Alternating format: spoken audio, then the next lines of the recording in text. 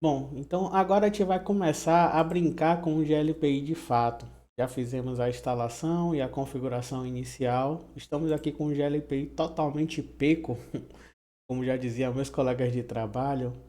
Então, a primeira coisa que vocês vão querer de imediato fazer é mudar a logo, mudar toda a estrutura, a layout, personalizar, né, o sistema para sua empresa ou para a empresa que você presta suporte.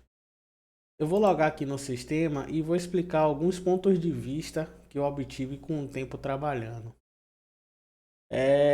Bom, primeiramente, todo esse menu que aparece aqui do lado, ele vai depender das permissões do usuário. Então, não necessariamente você tem que revelar tudo isso aqui para todos os usuários de sistema. Você pode ter um perfil mínimo e um perfil personalizado vendo só um ou mais módulos desse aqui. Então, dá para esconder tudo isso aqui. Em relação a esse dashboard aqui, muito provavelmente na configuração padrão ele só vai ser mostrado para os perfis com um privilégio superior. Então aí você vai entrar a direção, a supervisão, o super admin, o administrador do sistema ou algo assim. Esse logo aqui, assim como o logo da tela de login, esse layout inicial, ele dá para ser alterado, tá? Tanto mexendo em arquivo Core, como utilizando plugins, ou se você tiver um conhecimento bem avançado, dá para você criar um layout por completo e implementar no sistema, mas aí daria mais trabalho. Eu já expliquei sobre o menu inicial do usuário em um dos vídeos, mas só dando uma revisão básica, aqui você vai trocar o perfil do usuário que você logou, se ele tiver múltiplos perfis, e aqui você vai visualizar a árvore de entidades que ele tem acesso liberado.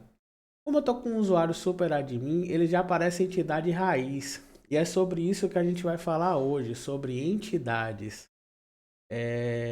Eu vou deixar para visitar cada uma dessas opções em um outro vídeo, mas vamos falar sobre entidades porque é uma das primeiras coisas que você vai precisar fazer no seu sistema. Repare que aqui a gente tem um usuário só cadastrado e a gente tem uma entidade apenas cadastrada. Eu seguro o Ctrl e clico em cima para ele abrir em outras abas. Vou fechar aqui. Então repare que a gente tem um usuário de sistema, ele não é considerado um usuário porque ele não é feito para utilizar. Ele é um usuário de sistema, como o nome já disse. Então a gente tem um usuário só para utilizar, até porque a gente excluiu os outros 3 usuários que vêm por padrão no GLPI. Não vamos usar por agora.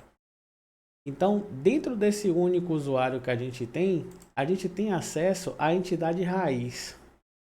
O GLPI ele considera empresas ou clientes com o nome de entidade. Esse nome entidade dá para você mudar tanto no arquivo de tradução do GLPI.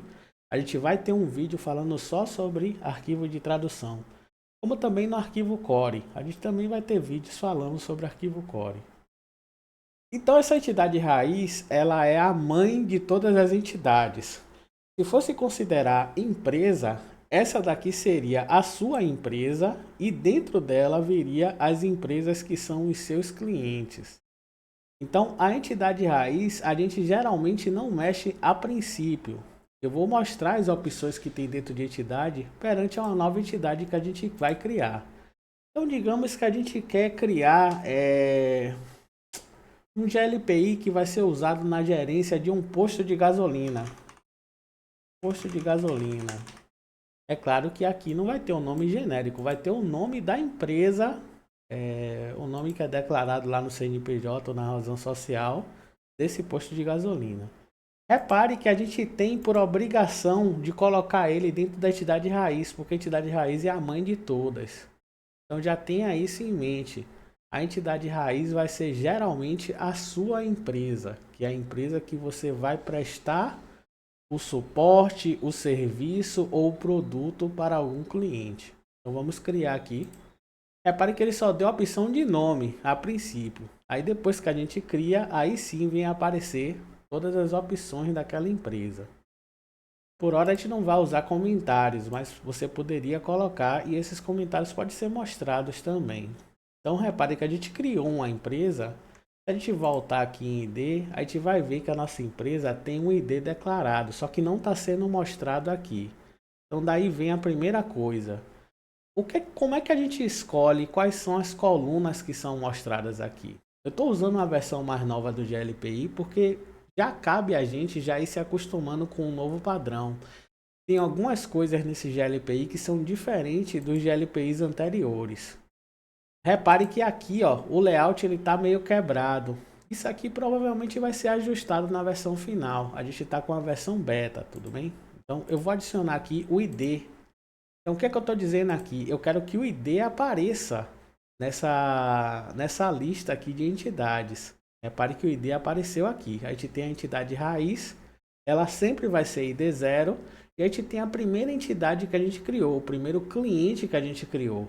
Então esse primeiro cliente está dentro da entidade raiz. Repare que ele já demonstra aqui, ó, um dentro do outro. A ramificação ela existe dentro do sistema. Então sempre use ramificações no seu sistema. Eu vou abrir aqui o Notepad++ somente para explicar. Sua empresa é a entidade raiz. Dentro da sua empresa vai vir o cliente 1. É o primeiro cliente que a gente cadastrou, o posto de gasolina. Dentro desse cliente 1, você tem que ver o que existe de subgrupo. E aí estamos falando de subgrupos empresariais. Não é grupo operacional não, tá? Isso a gente ainda vai chegar em grupo operacional no próximo vídeo. Esse vídeo aqui é sobre entidades. Então dentro desse cliente 1 que você cadastrou, antes de qualquer coisa no sistema, você tem que consultar, pesquisar e investigar nesse cliente, porque nem sempre ele vai saber te dizer. Tem cliente que é tão desorganizado que ele nem sequer sabe o que existe na empresa dele de grupos empresariais. Então, digamos que esse cliente ele tenha unidades. E além dele ter unidades, ele tem setores. Então, pegando nesse exemplo aqui, a gente tem um posto de gasolina. As unidades dele, digamos que se a gente for considerar o bairro de Salvador, ele tem uma unidade em Pau da Lima e uma unidade em Pirajá. Ele tem 2 unidades. Isso aqui é o nome de 2 bairros, mas ignore os nomes. Só pense só na lógica que eu estou tentando te explicar. Então ele tem 2 unidades esse posto de gasolina que a gente vai criar um GLPI para ele. E dentro dessas unidades a gente tem o setor da bomba, que é o principal, né? Que está colocando gasolina. Desculpe aí, eu tô meio doente. A gente tem o setor do cartão, é um setor administrativo, digamos assim.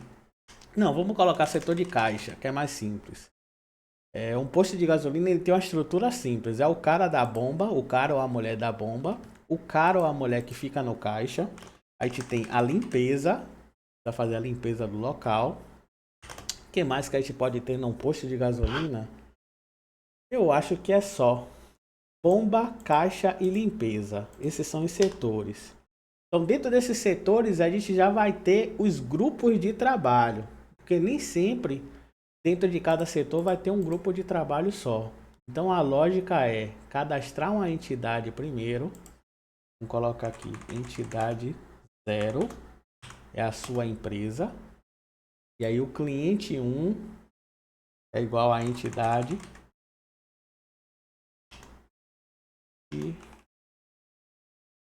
Barra cliente 1. Então a gente vai ter entidade 0, sua empresa. Entidade barra cliente 1 é o posto de gasolina. Unidades que esse cliente 1 tem são 2 unidades. Setores que esse cliente tem. E daqui a gente já sairia, na teoria, a gente já sairia de entidade e iria para... Na verdade, a gente antes de definir os grupos técnicos, a gente teria que definir o perfil. Não, mas vamos colocar o grupo técnico primeiro. Então, grupos técnicos. Tem o cara que coloca gasolina. O colocador de gasolina é foda também. Como é que a gente chama? O cara que... técnico de bomba. É o cara que... Técnico de bomba é foda também. Enfim, técnico de bomba. O cara que coloca gasolina. A gente tem... Grupo técnico, a gente tem caixa cartão, a gente tem caixa mercadinho, Tem posto de gasolina que tem um mercadinho. Só que o mercadinho geralmente não faz parte do posto, né? Não dá para considerar ele não. A gente tem limpeza. Repare que o nome dos grupos técnicos, eles talvez reflitam o nome dos setores. Porque aqui, o que acontece? Nesse quadro aqui, a gente tem uma empresa que só presta a ferramenta para outra empresa. Se fosse uma empresa que prestasse serviço além da ferramenta, esses grupos técnicos não poderiam ser o mesmo nome dos setores. Mas nesse caso aqui se enquadra bem. A gente tem um técnico de bomba, caixa, cartão, não precisa se botar o nome. É o cara do caixa, técnico de caixa. Caixa, funcionário, limpeza. Eu não posso usar técnico porque, na verdade, nem tem um porquê. Eu não sei se técnico pode ser atrelado à limpeza, o nome técnico. Técnico de limpeza, enfim. Então a gente tem aqui a unidade, a gente tem o grupo técnico e provavelmente os perfis que a gente vai criar, eles vão ser similares ao nome dos grupos. Se não forem iguais, eles vão ser similares. Então esse aqui é o princípio. Somente depois de tudo isso é que a gente iria para os usuários. Usuário 1, usuário 2, usuário 3.